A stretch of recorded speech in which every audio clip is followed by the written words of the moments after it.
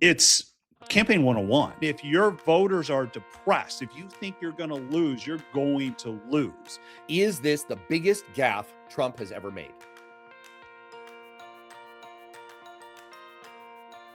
It's Political Rehab. This week, holy flirting schnitt, was it the biggest gaffe of Trump's career? Plus, a 5-alarm economy, Trump's incredible late-night meltdown, a big risky China summit, growing momentum for Ukraine, and what the hell is really happening with the midterms anyway? But let's start, as always, with our Trump dump. Time for the Trump dump. I am starting to think my definition of a golden age and Donald Trump's definition of a golden age are two very different things. Because just a few days ago, on his way to China, Trump declared, I think we're in the golden age right now. I foolishly thought it might be economic prosperity. But apparently, the new symbol of this administration is now a giant golden statue of Donald Trump. Nothing says economic recovery quite like worshiping a golden statue while gas prices are above $4.50 a gallon. But this is the disconnect right now. Trump keeps talking like America is living through some booming renaissance while regular people are getting squeezed again. The war with Iran pushed energy costs higher. Economists are warning that those costs are now spreading across the economy. Groceries, airfare, electricity, shipping, everything Americans rely on every day is getting more expensive again. And for the first time in years, inflation is once again outpacing wage growth. Consumer confidence is falling. Small businesses are pulling back. Americans are pessimistic about the future. That's not a golden age. That's an economy under duress. A year ago, just a year ago, we were promised something very different. We were told Americans would get $2,000 rebate checks. Doge was supposed to going to find $2 trillion in waste and balance the budget. We were told tariffs would replace income taxes, gas prices, electric bills would be cut in half, and we were promised no new wars. But meanwhile, government spending is exploding. We've already spent tens of billions of dollars on the war with Iran. Trump's Golden Dome missile defense system is projected to cost over $1 trillion. Then there's the ballroom, the arch, the new reflecting pool. And now the DOJ is considering settling Trump's IRS lawsuit, handing him $10 billion of taxpayer money. Think about how insane that is. Trump oversees the DOJ. The acting attorney general is Trump's former personal attorney. I don't care if Trump plans to give it to charity. This is stealing taxpayer money. If Biden had done this, the Republicans would have called it corruption, abuse of power, and the biggest scandal in modern political history. Now, I know many Republicans will say, he's still better than Biden. Harris would have been worse. This isn't a competition who's more incompetent. We hired the president to solve problems, and so far Trump has failed. Because when I hear golden age, I think strong economy, stable prices, less corruption. And Trump apparently thinks gold statues, gold domes, golden ballrooms, and taxpayer-funded checks written to himself. Maybe we just have two very different definitions. Speaking of gold, I want to talk about another golden promise that's all paint and spit shine, and a huge hat tip to Shane Almgren of the Trumpland Diary Substack for bringing this to our attention. Yes, it's yet another scam from convicted felon and multiple-time scam artist Donald Trump, previously fined and sanctioned by the judicial system for stealing from a fake veterans charity and setting up his Trump University Ponzi scheme, and who just scammed his own MAGA cult followers out of another $60 million. Here's what happened.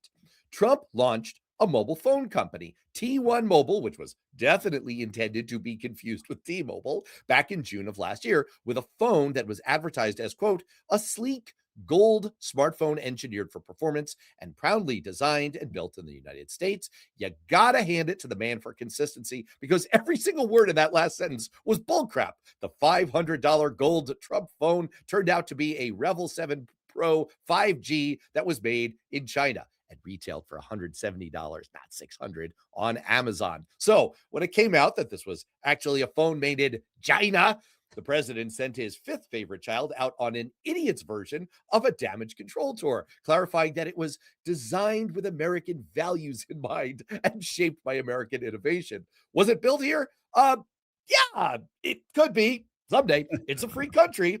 And now, I have to quote the next part directly from Shane because it's deliciously written. The website said the phone wasn't quite ready just yet, but you could reserve yours for just $100. And nearly 600,000 MAGA idiots who still hadn't figured out that 40 years and hundreds of grifts, that every new product Trump launches is a grift, did exactly that and paid the $100 to reserve their tacky gold Chinese phone. The promised delivery date was August, then got moved to September, then November, then December, then this year, and then it got removed from the website entirely. 11 months later, it turns out that the made in America Chinese phones weren't even made in China. Apparently, they weren't made anywhere because not a single one of those phones has been delivered. And the best part is that the SAPs just discovered that the Trump mobile website changed their terms and conditions to say that the $100 deposit was actually a non-refundable conditional opportunity if the phone ever made it to market. So guess what? A couple days ago, after all this spilled into the public, Trump panic tweeted that the phones were ready and everyone would get an update email and they'll start shipping this week. Sure, maybe people will receive their $600 shipment of fool's gold. And on that, let's get to our rundown.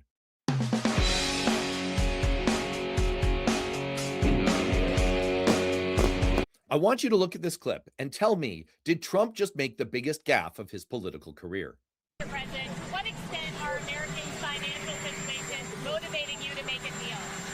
Not even a little bit.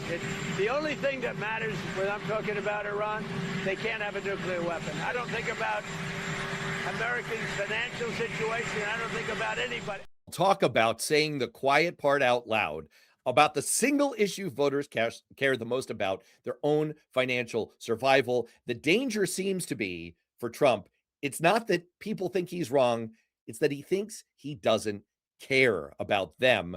Matt, is this the biggest gaffe Trump has ever made? The biggest one Trump has ever made? No. He has clearly said way worse things. Look, it is a huge gaffe. It is a huge problem. If I was a Democrat strategist, I would definitely be run this thing day in, day out, let it run. Now, at the end of the day, look, it probably doesn't have the impact that everybody on your side hope that it does. This is going to rile the base. This is going to get people excited on your side. Republicans have already dismissed it. They went in full on damage control when they asked J.D. Vance and they asked Marco Rubio. Mike Johnson couldn't even answer the question. His answer was, I didn't even see what he had to say. That's how you know it's bad right now. In 6 months, I don't think this is going to have the legs. The question I have for you, is this a little bit more of a gateway drug into the Trump is evil, Trump is bad narrative? Because that's not a winning situation. If you guys can keep this on economy, then it's a win. Not at all, because this isn't a self-referential, making it about Trump thing. This is about people. This is about people's problems. And we've come a long way from Bill Clinton's, I feel your pain, to Donald Trump's, I don't think about Americans' financial struggles, not even a little bit. In fact, the money quote in there wasn't, I don't think about Americans' financial situation. I don't think about anybody. This is not about attacking Trump. This is about the fact that he doesn't care about you and your problems as voters. Voters very much disagree because we know that's what's on their mind. 76% disapprove of Trump's handling of cost of living, 72% disapprove on inflation, 65% disapprove on the economy overall. And most important, Gallup polling has found that 55% of Americans say they're financially worse off than they were before Trump. That's the highest level in 25 years. This comes on top of his previous ham-handed statements about maybe we all just need to cut back a little bit. Maybe the children will have to have $2 instead of $30 and other tone-deaf statements. But this is the most direct one because he's literally telling people what matters to you, I don't care about. I only think about this quixotic quest that I'm on that is completely made up flim-flammery. That is the kind of thing that's going to resonate. The one thing I agree with you about is Democratic ad makers are definitely cut and pasting that moment. You will see this again this fall. They have to use it the right way because the warning lights are flashing all over the economy right now. Inflation just jumped to its highest level in years.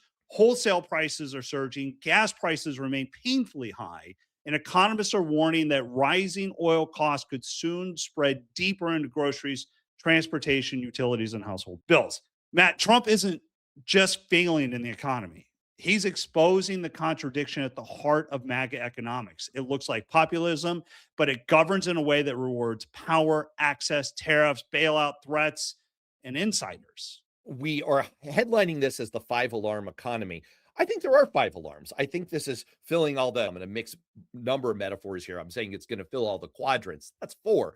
But if you look at every sign, what you see is what's on people's minds is how much things cost and how much they can't afford them. It's not just that inflation rose 0.6% in April and that annual inflation climbed to the highest it's been in 3 years, 3.8%.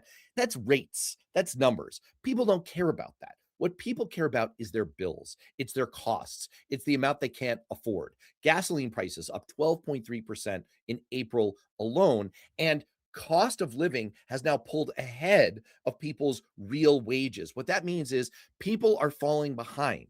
They feel it on their bills, they feel it in their bones. So, yes, it's not really a 5 alarm fire from the standpoint of the way economists would talk about it, GDP, unemployment. You're not seeing great recession type effects. You're not seeing bread lines like the Great Depression. But in terms of in people's guts, the way they feel, we're seeing the consumer confidence sentiment measures at their lowest historic levels ever measured. And that's the very real danger for Trump and your favorite Republicans.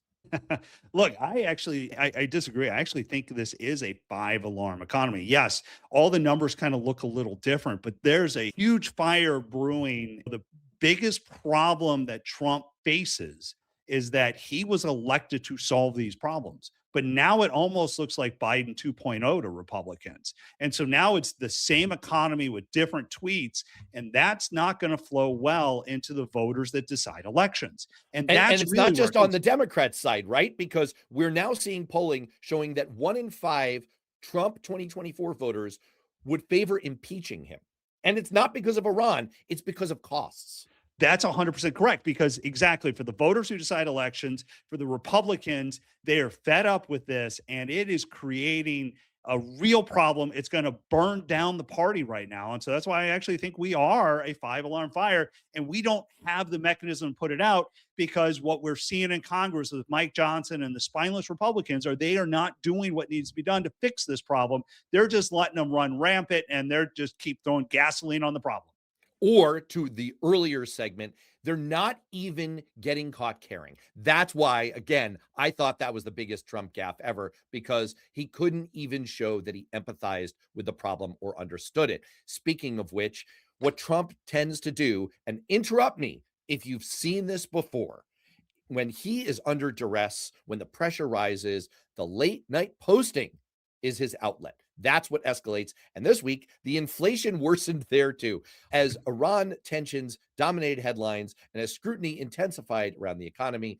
Trump went on perhaps his most unhinged late night Truth Social rant stream ever, with conspiracy theories, AI generated images, and calls to prosecute Barack Obama for treason.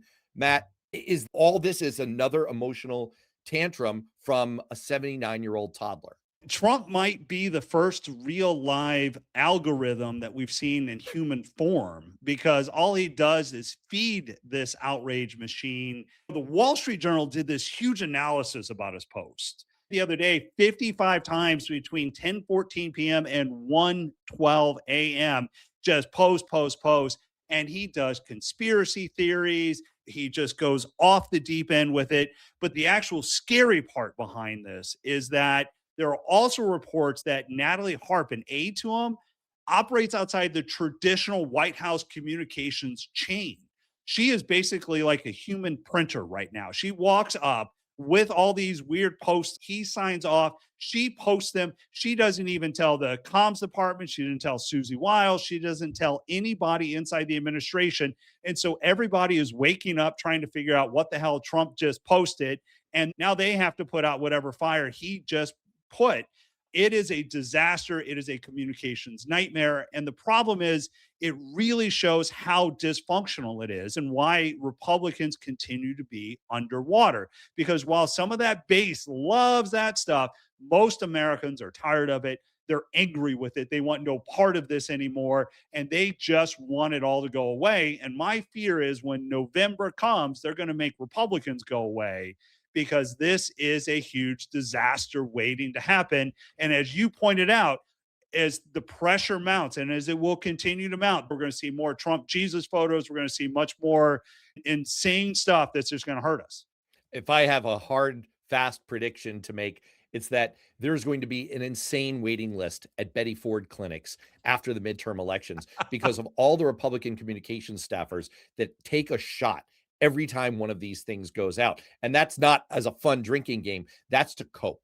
Okay. Because this is exactly the kind of thing you and I have worked with countless communications flacks over the years in our respective political positions. This is what they do. They hear stuff like this. And this is beyond anything either of us have ever experienced. It's very hard to see anything else than a complete liver meltdown among the Republican communications class coming after November. The dirty little secret is now part of my daily campaign operation is I have to see what Trump posted because I know that's going to drive a news cycle and I'm going to have to respond. While we record this, Trump is in China. This is quickly turning into a geopolitical stress test. Taiwan has emerged so far as the biggest flashpoint. Chinese state media reports that Xi went in hard, warning Trump that Taiwanese independence is incompatible with peace across the Taiwan Strait. And according to published reports, Xi described Taiwan as the most important in U.S.-China relations and told Trump, if mishandled, it could lead to clashes or even conflict. Matt, Trump is looking for an economic win, market stability. What are your hopes coming out of this summit? My hopes are that somehow he's not successful in doing what he's going there to do. The risk here is that Trump only cares about a headline win. It doesn't have to be a real win. What he is seeking is a headline win to turn around his domestic political narrative. He is looking for something that he can bring home. And what everyone is worried about, what everyone is sweating bullets about right now is what he is willing to give away to get that. We've seen, for example, really concerning market signs. Honda, the Japanese automaker, declaring its first ever quarterly loss in its 70-year history, more than $2 billion, because they had to scale back their EV business because Trump gutted EV incentives. And at the same time, domestic auto manufacturers here in the US are absolutely panic-stricken about how much Trump has said he wants to let China into our markets to do manufacturing here, to sell their cars here, and essentially gut the future of the domestic auto industry.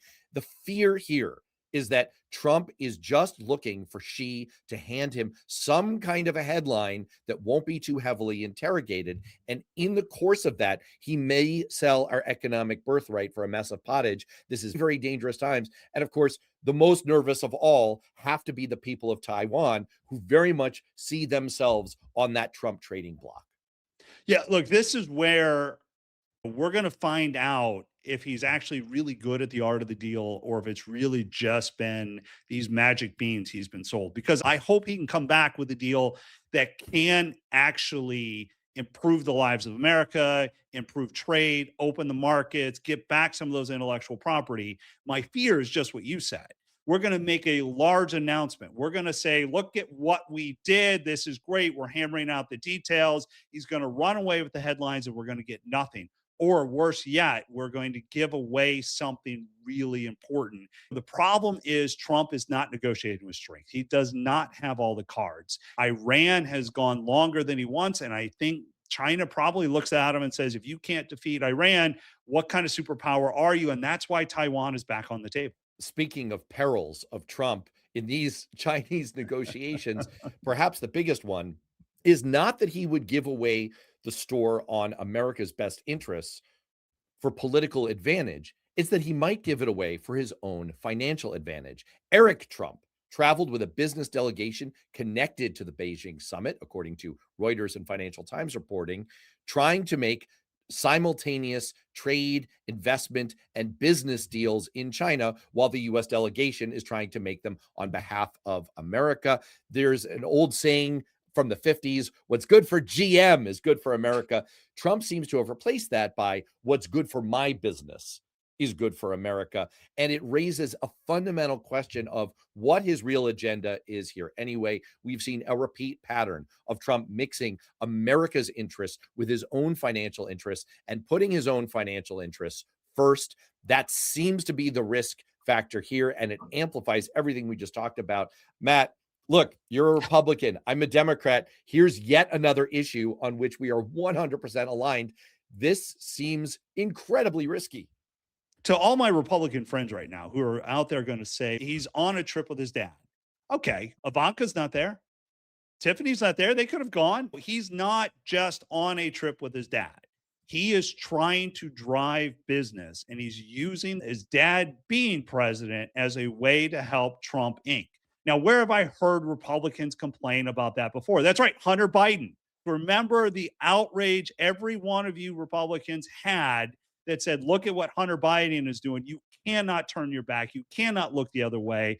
This looks like corruption. This looks like a problem. If Eric Trump wanted to go to China, try to open up markets, fly on his own plane. You do not travel with the president in the official delegation, along with the Secretary of State, along with business leaders, and think it doesn't look any other way. And this is something that Trump campaigned against. It's something Republicans thought they were going to end. And what they continue to see is that there's always an interest here to Donald Trump that is not the same interest as America.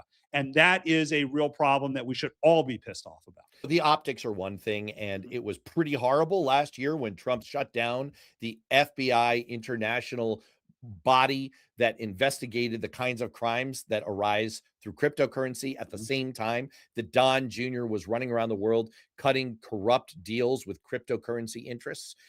That's an optics problem. And there's, of course, a substance problem there.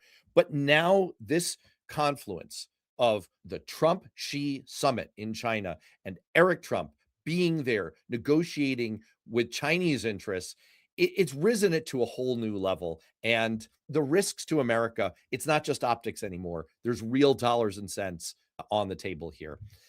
Speaking of things that are becoming incredibly complex and confusing, we want to get into our deep dive of the week. Let's go beyond the headlines. It's time for a deep dive. There's a lot of noise building right now around the midterm elections. The signs for Trump and Republicans have been pretty terrible, but last week's judicial rulings, which I just wrote about on Substack, sent the media and MAGA world into a frenzy of predicting that they now had the upper hand. To add to the fray, Republicans are launching so-called election integrity operations that could suppress the vote, and Trump's campaign strategist is now predicting a red wave. That's right, a red wave. So what's posturing? What's real? What's the signal? And what's just noise? We wanted to break down what's actually going on and what all of the cross signals might actually mean. And Matt, I want to call you a witness. You have this deep expertise. You're a campaign operative, consultant, a former executive director of a state Republican party. You have run these kinds of election operations from the Republican side. Walk us through a little bit when someone like James Blair, who is the 36-year-old Republican strategist who's basically running Trump's midterm political operations, when he gives an interview with Politico in which he says they have the upper hand, that they're going to more than overspend Democrats, that he thinks they're going to win seats in the midterms, that Democrats are way out of touch and they're going to attack, and everything is going to be fine.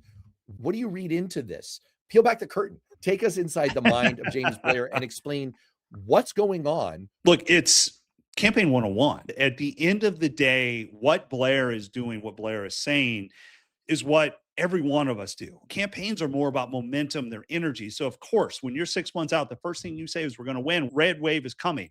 Because what you have to do, the fundamental, most important thing that he's doing right now is trying to keep the voting base energized. That is a must. Policy isn't what wins elections. Elections are won on the ground. It's about your turnout operations. It's about that momentum. And if your voters are depressed, if you think you're going to lose, you're going to lose. And so your number one goal right now, here's how we're going to win. We're going to do it's going to be another red wave. Now, we talk about this every single So what election. you're saying, so just to read that back to you, what you're saying is he's certainly not going to make a negative case. He has to be the number one cheerleader for his side. So he's going to say, we've got the 3 M's on our side. We've got message, we've got millions to deploy, and we've got momentum. And that's his story, and he's sticking to it. And that's just what you do in this situation, no matter what the numbers actually say. Right. What we always tell ourselves, you score more points on offense than defense. And so you always play offense. Now, everything else that has been discussed here, redistricting, which you wrote a great piece about, and you did a great live stream on earlier, redistricting is just another bullet point in this conversation. Look at how we're winning redistricting. Look at what happened in Indiana. Look how South Carolina and Georgia are now going to start trying to do redistricting, because that's a message point. That is a message point to your base that don't give up, because we're going to win this thing and we're going to find those voters. The RNC and Blair are talking about what's going on in the ground. And they're talking about we're deploying these election integrity forces. Now, first of all, this isn't new. In fact, I'm one of the guys who helped develop this as a system back in 2001, where you put people in the polling places, poll watchers. It ultimately became the STOMP program in 2002 under the NRCC. In 2004 in Alaska, I had over 200 Hill staffers fly to Anchorage, Alaska, where we deployed very similar tactics. So this is not new things. But can I do a little bit of reputation management for you? Because Sure. I remember those operations when I was on the other side of them. And what you're talking about, what you set up, is a very different kind of election program that's meant to track votes, make sure that every vote that your side deserves to get. Are you trying to drum out some Democratic votes? Sure you are. Are you trying to sneak in some Republican votes? Sure you are. But it's mostly a both sides are trying to do this type proposition. I think there's a dog whistle element to what Blair is saying here. When he's talking about election integrity, I read that, and I think most Democrats read that as, we're going to scare the shit out of Latino voters, that there's going to be ICE operations happening. And we're talking about other vote suppressing mechanisms that we know Republicans want to deploy to keep the vote down. Am I misreading this? I think there's two things that are happening here. One, the tried and true tactics that work here is you put people in the polling place, and that's just your first step. Your second step, you're using that information to drive your voters home. We win elections very simply. I need 50 plus 1.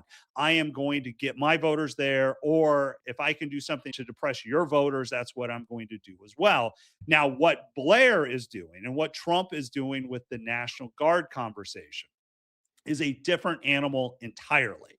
This is a tactic because you fed this lie to the base that elections are stolen. And so what you're saying is, we're not going to let you steal that election. So that's point one on it, that is meant to energize the base, just like the redistricting line is energized. But the second point, which is equally important, is that there is a scare tactic to it. I think Blair and Trump are certainly thinking about with the National Guard is, if the presence is there, does it suppress a voting bloc that Democrats desperately need to win? Just to read this back, what you're saying, what I wrote in my Substack piece, sound remarkably similar. We agree that if you look at the numbers, at the indicators, at where we stand, at the polling margin in individual races and generically, if you look at the turnout in special elections, how strongly that's favored Democrats. If you look at Trump's approval numbers, if you look at individual polling numbers on the issues for Trump, if you look at every indicator that we have, it says Democrats are in a very strong position in the midterms for the House, Correct. for the Senate, even for governor's races, Secretary of State races. But when Blair comes out and says, here are my best talking points, they're real. Republicans do have a lot of money at their disposal. They do have some messages that have been shown to be effective in the past that they can deploy and that motivate their base. And he's hinting that they are going to deploy ground operations, which may, in a kind of above board way, but most likely, since it's Trump, in an underhanded way, serve to suppress the votes of Democrats. And again, I want to separate there that what you set up and what you're talking about is a mostly above board approach, a reasonable tactic that both sides deploy. But we agree that what's likely going on with Trump and Blair and this iteration of the Republican Party is Not quite the same thing. It sounds like Trump is banking on some magical thinking. And speaking of which, that's exactly the theme of this week's That's Bullshit. Bullshit. Bullshit. Bullshit. Bullshit. A bullshit? There's a recent twist in the story of the war in Ukraine and an incredible irony that I want you to hold on to. The people who tried hardest to hurt Ukraine and make it lose might actually now make them win. To see what I mean, let's go through three things. What Donald Trump and J.D. Vance and the MAGA crowd have been trying to do to undermine Ukraine, why it was all bogus, and how, inadvertently, unintentionally, and ironically, by being so bad at it, they may have had it all boomerang back on them. First, go back to February 2022. Russia invades Ukraine in a blatant, unforgivable attack, and Donald Trump goes on conservative radio and says, This is genius. Actually, not once, 3 times that week. Genius, savvy, smart. That wasn't a slip. It was a standing ovation for a war crime.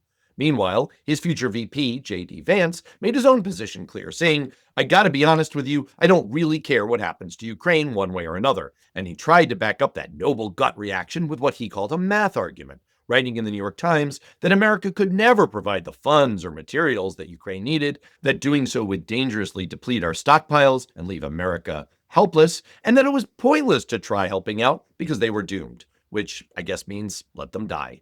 Profiles in courage.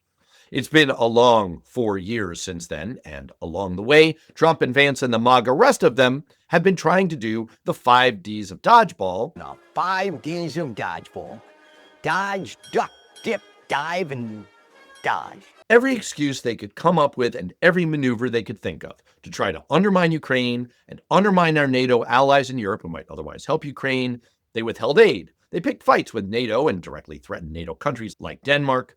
And they set up the famous ambush of Ukrainian President Vladimir Zelensky at the White House. Your country's in big trouble. You're not winning this. Let me tell you, you don't have the cards. And when none of that worked, they resorted to just flat out parroting Vladimir Putin's talking points, saying Ukraine started the war, they're equally to blame, and that Zelensky is a dictator. But of course, all of that was bullshit. Clearly, the idea that Ukraine can't hold off Russia has been proven false by the last 4 years of virtual standstill. The idea that Ukraine is somehow to blame is, of course, so far beneath contempt, it doesn't even bear addressing. And if that's not obvious to you, allow me to say, Zdravствуйте, comrade. Gaffe Allah. As for the argument that supplying Ukraine with military ordnance was dangerously hurting our own stockpiles, I'll let former Republican Congressman Adam Kinzinger take that one. We're talking about the fact that our weapons stocks have been diminished. It's not true. The stuff that we actually gave to Ukraine were things like 155 shells, some of our older Patriot interceptors, old ATACMs, ones that were expiring anyway, that were probably going to have to be thrown out of the inventory. We did not give Ukraine cruise missiles, so don't give me that. If we say we gave Ukraine $1 billion, it's actually $1 billion to purchase new stuff for our stocks. But what that did is it allowed us to refresh our stocks, and also it increased our industrial capacity. Exactly. And to be fair, there have been plenty of Republicans who haven't bought into any of this from the beginning. And they've grown so tired with these weak MAGA arguments that this week they banded together to force the U.S. House of Representatives to vote on a bill to deliver new aid to Ukraine over the objections of House Speaker and MAGA sock puppet Mike Johnson. Which brings us to the twist, because as you can see, all of these maneuvers have been so ham-handed, so incompetent, that they've actually failed in a particularly brilliant way for Ukraine and the people around the world who support them. After that Oval Office ambush, Germany decided it was a breaking point. The European Union started supplying the assistance that America wouldn't, with what looks like an extra $106 billion on its way soon. And more important, Ukraine didn't fold. They innovated. They made themselves into experts in wielding low-cost drones that have upended the reality of modern battlefields. Ukraine's drone pilots killed or seriously injured nearly 250,000 Russian soldiers last year and knocked out 30,000 heavy weapons like tanks or artillery, according to Substacker Andrew Sullivan. This year, Ukraine is killing or wounding up to 35,000 Russian soldiers a month. Ukraine produced 4 million drones last year, and it's aiming for 7 million this year. And their drone strikes on refineries and ports have crushed Russia's ability to export oil. Ukraine not only has the most modern tactics and force posture in Europe, it's now, if anything, more of a strategic military asset to Europe than the other way around because of their drone warfare expertise. Of course, this doesn't necessarily mean they've won, and it certainly doesn't mean that the horrors of this war, in which Russia has killed hundreds of thousands of innocent Ukrainians, are over. But it does mean that the weak-kneed enablers of Russia's military aggression here in the U.S., who started with a pile of motivated reasoning bullshit, have now had it like Biff Tannen in Back to the Future. That's the best and most deserved kind of boomerang. And with that, let's get to our dose of hope. I kind of love this idea from Transportation Secretary Sean Duffy, the great American road trip. Now, look, there are a lot of legitimate questions here. Who paid for it? Who are some of the sponsor companies connected to industry he regulates? Is this a reality show, a tourism campaign, or is the economy so bad that even the transportation secretary has to get a second job, a side hustle, in order to pay the bills? These are all fair questions. But honestly, one of the biggest problems in Washington is that too many people never leave Washington. They live in a bubble where every conversation is polls, donors, cable hits, and Twitter fights. It's not. America's Buc-ee's at midnight somewhere in Texas. It's a diner in Ohio where the waitress calls everyone hun. It's families piled into an SUV arguing over directions while somebody's dad insists he refuses to use Google Maps because the interstate signs are perfectly clear. It's weird roadside attractions, bad motel coffee, giant fiberglass dinosaurs, truck stops selling beef jerky flavors nobody asked for, and that one gas station bathroom where you reconsider every life choice that brought you there. Because when people actually see the country, not through algorithms, not through politics, not through rage bait clips online, they remember that most Americans are just trying to build a decent life, take care of their family, and maybe survive 8 hours in a minivan without somebody threatening violence over a playlist. And frankly, if this great American road trip gets even a few more families to take a road trip, put down the phones, go see the country, that's probably healthier for Americans than another week of politicians screaming at each other on cable news. FAFSA, the free application for federal student aid, is the form every American student must fill out to qualify for federal grants, loans, and work-study money to help pay for college, and it is a painful process. About 20 million students and families go through this process every year. It's essentially the front door to college affordability in America, and for decades, that front door was basically a brick wall. The form had over 100 questions, required students to submit the same tax information to 2 separate government agencies, and was riddled with jargon that tripped people up at every turn. 15% of students who needed aid simply gave up and didn't finish it, and nearly half of students who didn't apply assumed that they wouldn't qualify without ever finding out. College advisors even had to run hours-long training sessions just to help students avoid the most common mistakes. Enter a bipartisan team of legislators who saw and wanted to fix the problem, starting with Republican Senator Lamar Alexander, yes, the plaid wonder himself, who started teaming up with a group of senators from both parties, Democrats like Michael Bennet of Colorado, Cory Booker of New Jersey, and Mark Warner of Virginia, and eventually bringing in House members from both parties to fix this. And believe it or not, the most surprising thing in this is that Donald Trump is the president who signed the Future Act, the law that fixed and simplified the FAFSA form. The form shrank over 100 questions down to 38. The IRS now shares tax data automatically, one click, instead of hunting down documents. And as a result, FAFSA completions are on track for an all-time record for the class of 2026, up nearly 12 percentage points over last year. 1.7 million more students are now eligible for maximum Pell Grants, a 27% jump. This is a fix that started under Obama, was legislated under Trump, implemented under Biden, and completed under Trump again. Career civil servants carried it across every finish line, regardless of who was in the White House. It's proof that boring, unglamorous policy work by our government that we pay for actually changes lives. It's a reminder bureaucratic nightmares aren't inevitable. When people from both parties decide something's worth fixing and stick with it, they can fix it. And on that note, for Matt, I'm Matt. We'll see you next time.